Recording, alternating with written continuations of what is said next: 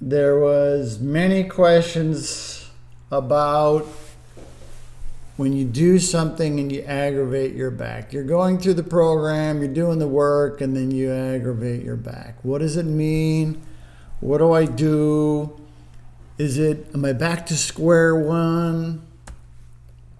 So my goal with this video is to tie up a couple of principles about back pain and treating back pain so you better understand, meaning so you understand better what it is that's happening and what you need to be aware of, and don't get too emotional about it, because it's gonna get better. There you go. So what do we know? We know that certain motion patterns cause the disc to move in and out. And as those discs move in and out, you develop back pain, you develop weakness. So the entire goal of this whole program is to prevent the abnormal motion on the disc and then strengthen the muscles that help you move well. So it's all about controlling the healthy movements. When you control the healthy movements, you can decrease the pain, you can decrease the sensitivity, you can get your life back, and you can do the activities. So what do we want to do? We want to move well and strengthen the muscles that help you move well. That's the entire concept behind this program. Very, very, very effective, because in the end, when you bend on that disc, and it doesn't matter if you're bending front or back, whatever your bias is, your bending on the disc creates an inflammatory process on the disc. And that over time will develop a weakness, and you'll develop a tear in the disc. So it's this tear. Now, they don't always look like that, but they're sometimes small and sometimes big, but internally you're getting a disruption to the disc on the inside. And it's the same as hitting your thumb with a hammer.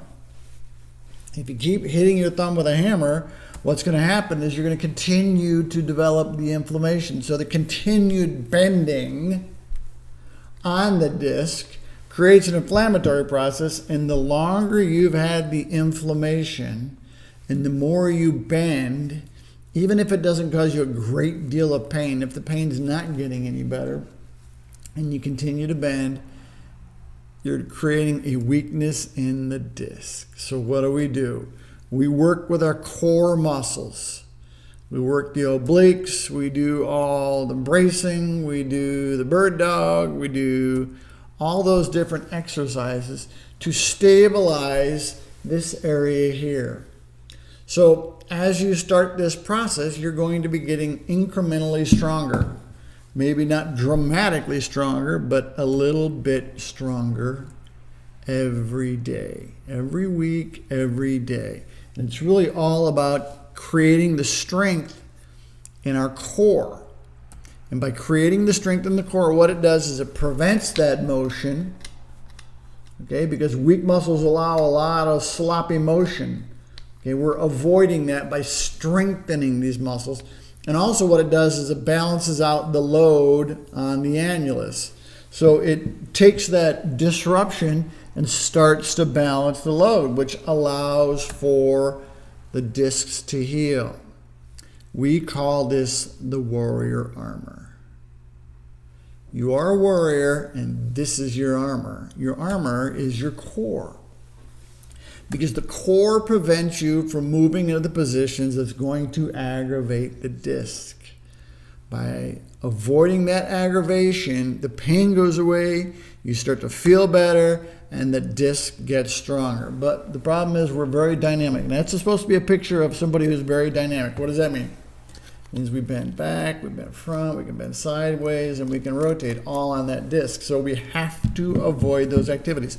So the stronger you get and the better you get at resisting those activities, the healthier your spine is. But there's also the glutes, which are very important for helping you move well. So all of this is designed to prevent the motion that aggravates the disc, so you're not getting the inflammation. This helps you create durability, stability, resilience, and toughness. The core muscles prevent the motion that aggravates the disc. That is our armor. And you see me post this a lot with the flexed arm. That means we have to get stronger. Now, strengthening your bicep isn't going to do anything for your back. Matter of fact, it'll do nothing for your back. Maybe if you stand up doing the weights, your back feels, stronger when you do that, then maybe. But in the end, your bicep does nothing for your back. But this represents we have to create the strength, which is the 5 components that we always talk about. Move well, stability, endurance, restore the motion, and restore the strength to the hips and the shoulders and the glutes. That's the process. Move well, strengthen the muscles that move well. Now, you're going through the program, or you've gone through a program, or your back pain went away. And depending on your level of strength will also dictate your level of aggravation. There's also how well you move. If you continue to bend, you're going to continue to cause the aggravation to the disc. I'm trying not to make this confusing, but there's a continuum of strength. You've seen this before. What is our goal? Our goal is to get stronger. So down here, we'll call this 0. You have 0 strength. I mean, most people have some strength, but this is 0, and up there is going to be 100. When you have 100% strength, meaning you have the durability and the endurance and the stability and the strength, then you can tolerate heavier loads. You can be more active. You can climb a mountain. You can dance. You can run. You can jump. You can do all those activities, but it's this continuum up the, as you continue to get stronger, up the arrow there. So that's the goal. So every week, you're going to be getting a little stronger, going to be getting a little stronger, going to be getting a little stronger. And everybody has a different starting point. Now, the question is, what is 100%? Well, studies have identified that to have a truly durable, strong, tough back, a 2-minute plank is what is necessary. That's a long time to do a plank. Does that mean that's what you have to have? Some people want to have that. That's okay. But no. But in the end, to be 100, you don't have to lift 100 pounds. It's just having the full capacity. It's making it stronger. So everybody starts at a different point. A lot of people that get into the program, they start lower because they've had this for a long time. They've tried a lot of things. The longer you've had it and the more you've tried and didn't get better, the weaker those muscles get, because you haven't done the work to strengthen the muscles. Not your fault. Somebody else's fault because they didn't tell you to do it, and other people come in a little bit higher up. But your level of strength dictates kind of what has happened in the past and where you're at right now. So let's just say you come into the program, you're right here. Right here. There we go. And then you tolerate a load up here, meaning the load that your body tolerates requires that much strength, and you only have that much strength. So when you have low strength and high load, you're going to cause more irritation to the disc. Now,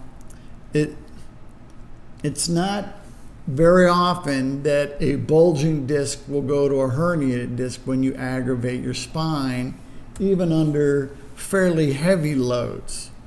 It's typically the result of I'm going the wrong direction here. It's typically the result of a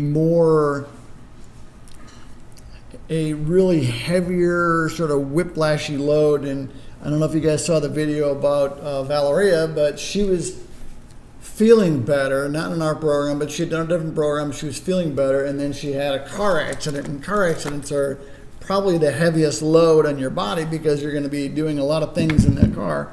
And you can see her car wound up upside down. So there was that was a fairly aggressive load, And that probably made her herniated disc a little bit worse. Now, it didn't cause the herniated disc because she had it before that. So if it's weak and it's a high load, then you're going to have more damage. But if you've been doing the work for a while, let's just say you've been doing it for 6 months, and you get to a point where you're feeling pretty strong, and then you tolerate a slightly higher load, then you're going to have a little bit less aggravation. So most of the people that have gone and been in the program, they're establishing some strength, and then they incorporate or they tolerate or they have a load that then is slightly beyond their threshold, and then the pain gets a little bit worse. So if you have a higher load and it's high load, high strength, you're going to have very little aggravation. But what's going to get aggravated? The disc is going to get aggravated a little bit. And you may aggravate the tear a little bit, and you may aggravate the bulge a little bit, but it's an aggravation. Because the key is you already have some strength. When you have a flare-up, it doesn't mean your strength goes back to here. You still have the same amount of strength. You may have to take a couple days off the exercises, but you still have the same amount of strength. That's the key. That's why if you never ever stop, even with the flare-ups, you will one day get better, because your body has the ability to tolerate higher loads. And when you have the ability to tolerate higher loads, you have less aggravation to the disc. Now, there are times in the past before you did the work where you may have been feeling really good, and then all of a sudden one day the pain came back, and it came back worse. And in your mind, you're like, this is a terrible, terrible thing. And you experience this, the emotional component of the pain based on what has happened to you in the past. But in the past, it's not too uncommon that you didn't get active care. You may have gone to get electrical therapy, laser therapy, injection therapy, manipulation, massage. These are all passive.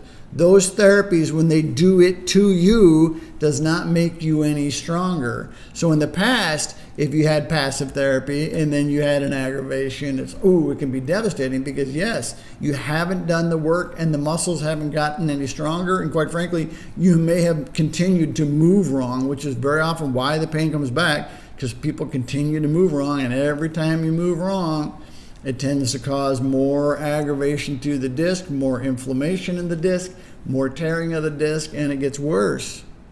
We have a story of a patient, Carmelita. I'll tell you about her story tomorrow, but she had always gotten passive therapy, and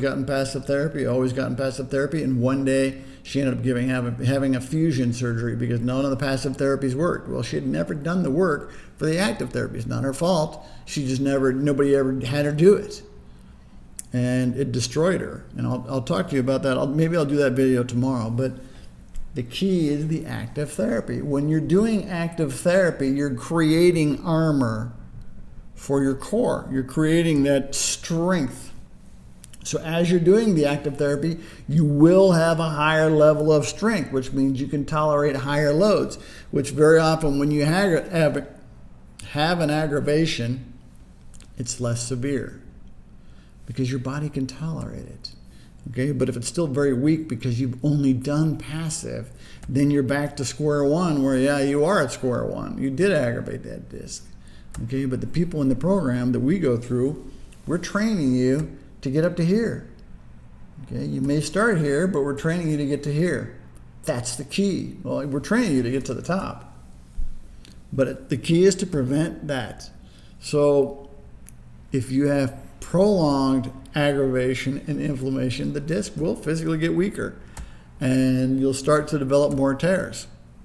But if you have less pain and you're doing the right work, the discs will physically get stronger, as long as you're not doing the activities that aggravate the disc, which is all about the bending. Avoid the bending. So in the end, if you have the strongest muscles you can have and you've done the work, you can tolerate the highest possible load and not have any pain at all, even if you've had herniated discs in the past. So the key is to continue to do the work. You will get better Wear your armor, wear it with pride, avoid the aggravation to the disc, and one day you'll be bulletproof. I don't mean bulletproof, but your spine will be able to endure the highest possible load, and you'll just absorb it, and it won't cause you any discomfort or pain at all. That's what this graph is represented. As you get stronger, the pain gets better, and has everything to do with your ability to tolerate the load. That's the key. It's a long video, I know. It's an important subject. It came up a lot this week, but it's absolutely one of the primary principles of why we do what we do. Question also came up was, I aggravated my nerve a little bit. And as we know, the nerves exit between the foramen through the little opening here. And those nerves can get aggravated because if you've had sciatica in the past, very often what happens is that nerve gets inflamed. And when the nerve's inflamed, even though the disc is getting better, slight sort of touching from the bone or compression in and around the nerve, because it has been inflamed, can aggravate that nerve and turn that nerve back on where it sends the pain down the leg. But that doesn't mean you made it worse. It just means that you've been hitting your thumb with a hammer, and then you stopped hitting it one day, and then you accidentally hit it again. It's like, oh! Okay? It's a flare-up, but it doesn't mean you re-tore the disc or re-herniated the disc or anything like that. So it's the close proximity of the nerve with the bones when the nerve has been inflamed. And when you have sciatica, the nerve gets inflamed. So the key is to do the work. See if I can find this. And make your spine bulletproof. That is the key. How do you do it? Stronger, stronger, stronger, stronger, stronger, stronger, longer, longer, longer, longer, to the point where you're bulletproof.